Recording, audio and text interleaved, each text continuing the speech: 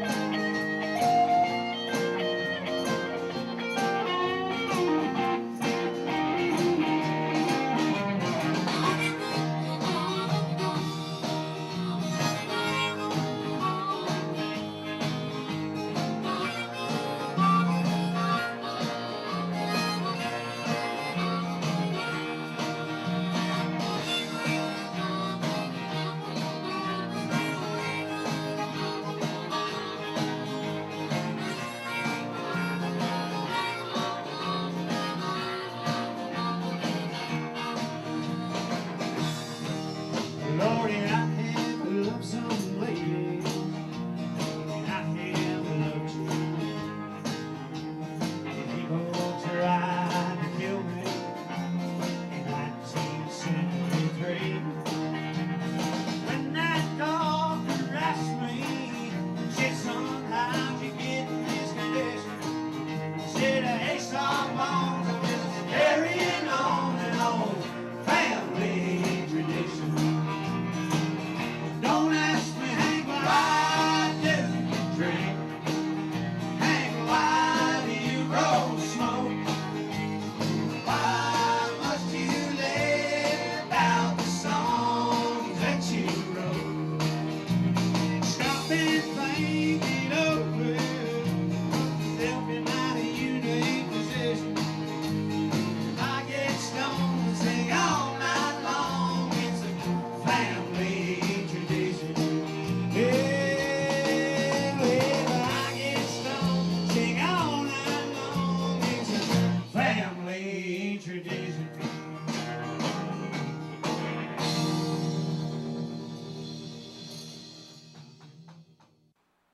I'm your host, Bruce Krentz, and this is Up Front, putting the people of Northern Manitoba, and this season, the musicians of Thompson and Northern Manitoba up front. We're in the rehearsal space of the Average Joes, who I got a chance to play with about a week ago. Didn't drag you guys down too much. We didn't get thrown in the lake. We didn't get turfed off the island. Did a little show out of Paint Lake.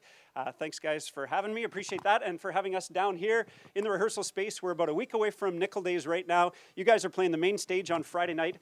Tell us who you are, what you play, and how long have you been at it? I mean, you guys are a bunch of young guys, so it can only be like a year or two that you've been playing music. But Tim, start us off. Well, it's Tim Siddle here. I've been at it about 25 years, and I'm still learning how to play this thing. You know, they got me on electric here, but I'm more comfortable with acoustic. We've been together about a year and a half, and we're doing pretty good together. You know, you need the right tunes and the right bunch of guys, and let it roll. So far, so good. You might have said it, but how long have you been playing? When did you start playing guitar? Oh, I was about 25 years old. Okay, yeah. so a couple years ago? Yeah, Last week. about a year and a half. Fantastic. Pass around to Tony. From the sounds of things, you're just learning too. I mean, you don't know too much about playing the guitar, but I'm just kidding. You're pretty slick. So, Tony, tell us, how long have you been playing? What do you play in this band and in other bands? I play the acoustic guitar and I do some vocals as well. Been playing the guitar, I guess, since about 13 years old. And like you said, I'm only 25, so that brings it up to about 12 years. And I joined these guys, I guess, about a year and a half ago. It was Tim and John who initially, I guess, had a bit of a jam space at Tim's place. And then they invited Smitty by, and then they said, well, do you know any other guys? And so about 2 weeks before Christmas, they invited me over in this freezing cold garage. And after about the third song we were playing, and all sounded not half bad, I guess, for playing with them for the first time, they said, so we got to play the work party at the golf course, so you're in. I said, no, this is just totally fun for me. So there I was 2 weeks later at the golf course setting up with the guys and haven't looked back. So Twist my rubber arm. yeah. And away we go. Pass it over to John. So, John, you guys were just kind of hacking around looking to put together a band and start playing some songs, or was it one of those things that just one thing kind of led to another, and the next thing you know, there's 7 of you and you're on an island at Paint Lake? Well, it just kind of, everything just started clicking together, and we all got along great. And as we went along, we realized that we all have both a similar and diverse choice of music that brings a nice mix to everyone's. And I've been playing away at the drums for off and on about 30 years. You know, I started off when I was a teenager and still going. So. Making noise.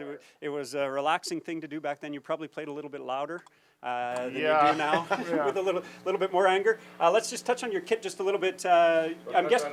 Don't touch on it too much. I'm guessing you started on an acoustic kit because these kind of drums weren't around quite so much, and then you moved over to this. Do you prefer one or the other? I really do prefer an electronic kit for mixing. Like, it's just so much easier. You got one jack, you don't have multiple mics, different sound sources, it all goes in, and we're all getting older and our hearing's starting to go a little bit more, so we have to realize that we have to be able to turn it down, which you can do with these. It's a little harder to do that with an acoustic kit. It is for sure, and I'm sure these guys would agree. I play in a bit of a basement situation too, and we use a not quite slick a setup as this, but something similar. And it's just nice, I think, for the other guys chip in and tell me if I'm wrong, but that you don't have to play at top volume all the time to stay on top of him, right? Everybody else can bring it down a Playing notch. guitar again. Until Ham gets involved. We'll get him. The kit looks good now, but the last time I saw it, one of the legs was bent. You were missing some pieces. Tell us the story of this guy's greatest adventure. Well, we were on our way out to do a... Is the kit called Road Rash now, nickname? Yeah, that's that Road Rash 2.0. Actually, we were doing a little show at a house party out at a remote Paint Lake, and the wind just caught the drums the right way. I had it all under a tarp and everything, but the tarp came loose, and then, of course, the way the drums were basically in the back of my truck, the way you see them sitting there, so the cymbals just turned into sails, and out she went. So I was scrambling to pick up all the pieces. The guys were texting me because I was late, understandably so at that point. And I texted them back, said, yeah, well, my drums just flew out of the truck, and they all thought I was joking. But they didn't think it was a joke anymore when I pulled into the marina, and all they saw was legs sticking up and bent up pieces. And I lost a couple pieces on the highway. I couldn't find them, so. So if anyone finds those, please return them to John Hicks. Yeah, exactly. Anything you find in the ditch. Yeah, I know. When I got to the island, you were scrambling, getting it put back together. But I mean, it looks, and you guys were just warming up a little bit. It sounds great. So thanks for having us in the space. Carl, you're out at the lake with us as well. Tell us, how long have you been playing? I know you and Tony have played a bit together before. What's some of your history with playing tunes? Well, I've been playing for 25 years now. All my family are, singing and playing guitar. Like the Newfoundland accent, does that tip us off right there? Yes, of course. From birth? From birth? Didn't you hear it from Tony too as well? Yeah, we picked up a little bit over there. So I've been living back in Corner Brook, Newfoundland, and loved it. I was around my family, and we all played. And when I moved up here, I figured that I wasn't going to play with anybody at all. But then I got together with Tony Whalen, and I got together with a few other fellows, and I've been loving it ever since. You know. Fantastic. No, I mean, you guys sound great. The whole group and the two of you together got some pretty cool tunes. So I mean, we're glad you came here. Corner Brook's loss is our gain, 100%. You play guitar and sing. Do you play anything else? No, I play a bit of some drums. I've been trying to get some drums on the go, but John won't let me. So, I won't let you behind the kit. but you know what? That's not gonna work. And I've been loving it ever since. And, you know, these guys are a bunch of great guys to be playing with. I really got to love them for that. And, you know, not being around my family is really nice to be around a bunch of guys that, you know, you really love too as well. Yeah. You guys, I mean, you fit well, and obviously you guys joke around and have a lot of fun. So And we've been I think playing they're a lot. enjoying having you here. They probably wish you learned to play the fiddle on the rock. Could we send you back for retraining? Probably, yes, yes, I would love that. If we buy the ticket, you'll go? And we play different kinds of music. We play, what kind of stuff do we play here, guys? Give us a little idea through the set list. I mean, you don't only play sea shanties, right? No. We play a bit of everything from country right through to rock. A little bit of Neil Young even in there. I mean, like we're doing everything. We're trying everything. A couple alternative tunes, some Black Keys. Little bit of everything. Was there any hard learning for you coming off of your Newfoundland training to play some of the newer alternative stuff, blues stuff, or did it all just fall into place? All just fell into place, really, yeah. When you got music in your soul, you got music in your soul. This guy's no stranger to the Shaw camera. Smitty, how did you end up on the other side of the soundboard? What's going on? Well, that doesn't happen very often. I get two mics. You take that one, yeah. Two mics. No, you're good. All right, we're good. I don't know why I'm holding this one. It's supposed to be over there. We're good. No, actually, like Tony and Tim said, got a call one day. Why don't you keep coming jamming? Actually, I got the call every Sunday morning. Hey, we're jamming today. Come on over. I was up late last night doing a social. Come on, Richie. I can't do it. And then, like about 6 months later, it was finally okay. I'm in. And have you come been playing the bass a long time, or did they call and say, "We need a bass player. You better learn how"? Get Well, YouTube. I come over there and they needed a bass player, and I guess they seen me one day jamming over where Jason Lucas had set up over at the Army and Navy, and they said, "Come play bass for us." And I said, "Well, I'm not a bass player. I'm a guitar player." So ended up coming here, and you know, I do play guitar and played guitar in many bands here in town, and helped many people get their careers out of the garages and up on up on stage, and it's been great. I love doing it. That's our name of our company, Music Makers. Tells you right there. Like it's we're happy helping people with music, and that's what we like to do. We like to make the community happen, make it a good community. So boom, there I was. I'll play bass. I don't care. I'm just having fun. Well, you sing a little bit too, right? So I mean, yeah. I think everybody does, and it's pretty awesome to have a whole group of guys that can all kind of cover a few different parts, right? John sing. You can't tie a tarp down very good, Yeah, so I don't think you can hold a note. Can't hold a drum set, can't hold a note. That's right. Oh yeah, we pass it over. Yeah, sorry. It was a dirty shot. Smitty started it. Yeah, too soon. Still a raw nerve over there. How long you been at it? Tell us a story. I play guitar, and I've been playing since high school. A good while. A couple years, and I know we were saying you guys play a whole bunch of different tunes. You play lead on a lot of stuff, and there is a wide variety of music. Is it one of them your favorite? Is there something you like more? Do you cringe sometimes when they say we're doing family tradition? Nope. You did it first. You did it first. Yeah, I did. No, I like it all. I learned everything from the internet, mostly YouTube. So. I think who didn't? And last one. How's your story? How did you end up with these guys? Where in the seven did you fall into this mix? I'm the last to join. The last melon? Yeah, I'm still trying to join. I think Schmitty asked me, and Tony mentioned it as well, and came by one time and we gelled, and it was good. They said, have you got a giant amp? Before you were here, they were chirping you. I'm going to sell them out just a little bit, that sometimes you play a little bit loud. You got the big amp. What's your gear? What's your setup? For the gearheads, tell us what you got. Yeah, I have a Marshall DSL 40 combo. It's a 40 watter, but it can get pretty loud. When we practice, I can't get past 1.5 on the volume. So we try to keep her down. I play a Strat. So, yeah, that's about it. Beauty. The gearheads will love it. The last melon, but certainly not the last person to join the group. Largest melon, though. You've got I saw on the way in like a pretty cool bunch of stuff going on over there. So auxiliary percussion? Yeah, basically I make the noise and sing some backups and do some leads every now and then for vocals, and it's been fun. Basically the newest at music. Oh yeah? Been a fan of music my whole life. Younger brother, the drummer over there, heard him banging on pots and pans basically when I was basically 1. He was just learning. But other than that, it's been great fun, having a good time. Learning as I go. I think that's the only way to go. I suspect, like I said, as a bad basement musician, you guys are good basement musicians. Everybody's still learning as we go, right? I don't think a day goes by that you don't kind of learn a new trick or feel like you hopefully got a little bit better, right?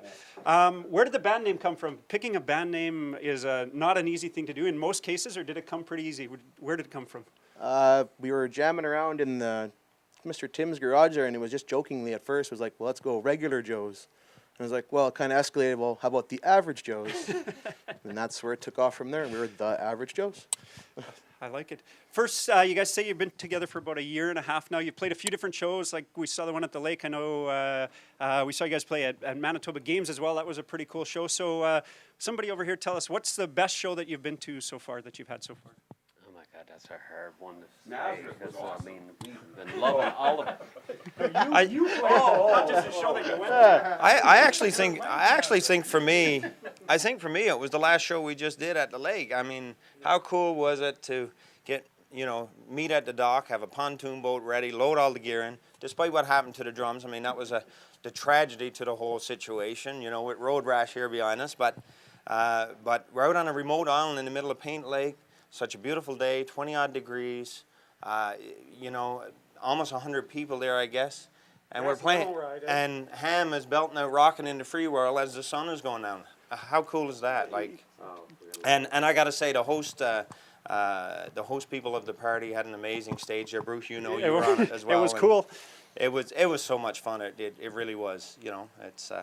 But for us, for me, and I think most of the guys, we get excited when we're asked to do something. Whether it be a fundraiser or a family event or nickel days or the games or whatever. But at the end of the day, for me, it's totally fun. You're going to hear some things you may like. You might hear a lot of things you don't like. But for us, we're just having a blast, and it's just total fun. It's yeah. Big smile on your face, when you're doing stuff like that there. Like you're just going to hear just about anything, I mean, it just makes you laugh, and it makes you feel back at home in Newfoundland, actually. Favorite thing is the makeup.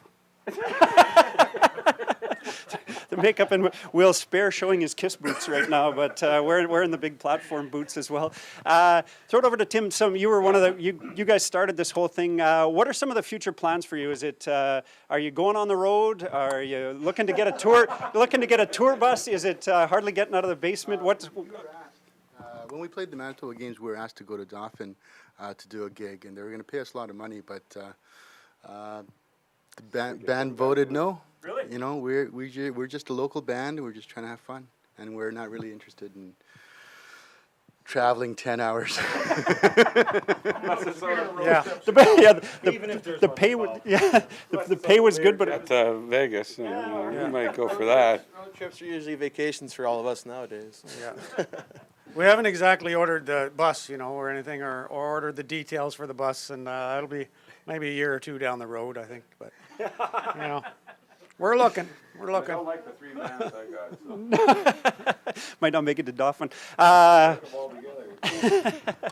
So is there any sort of little bit longer plan with the band, or is it just this? It's day to day, and hoping that some people will ask you to play around here and maybe back out to Paint Lake.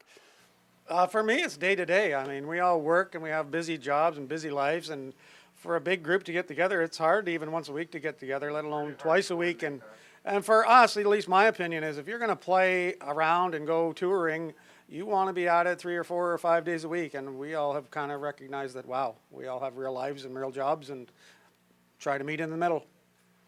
Once a week has to do it. I mean, the songs sound pretty tight. We talked a little bit about you bring a whole bunch of different influences, but tell us where do the songs come from? How do you decide on them? Does one person say this is how it's going to be? Do you vote? Is it a little bit more organic than that? Is it how do you end up with a set list, or how do you end up deciding what you're going to play day to day? Tony picks everything. He just bullies you guys into it. No, it's more. Tony is the song searcher.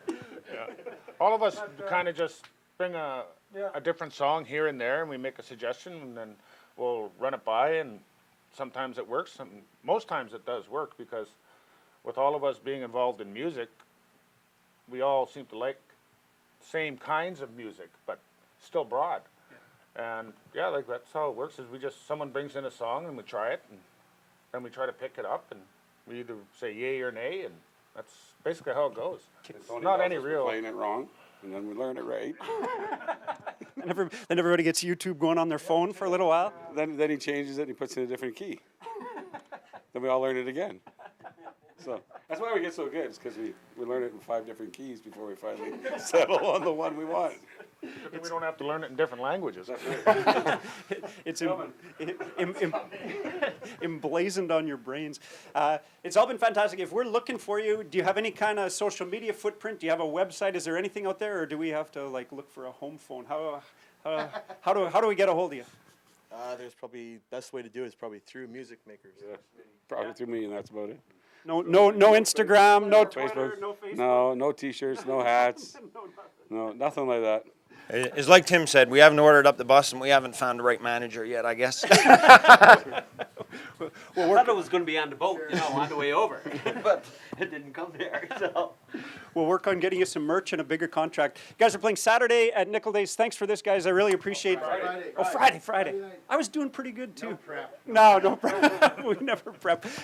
Thanks for having us in the space, for playing the tunes. Paul's going to cut those in right away, and we look forward to seeing you guys at Nickel Days and seeing you around town. This is Up Front right here on Shaw TV.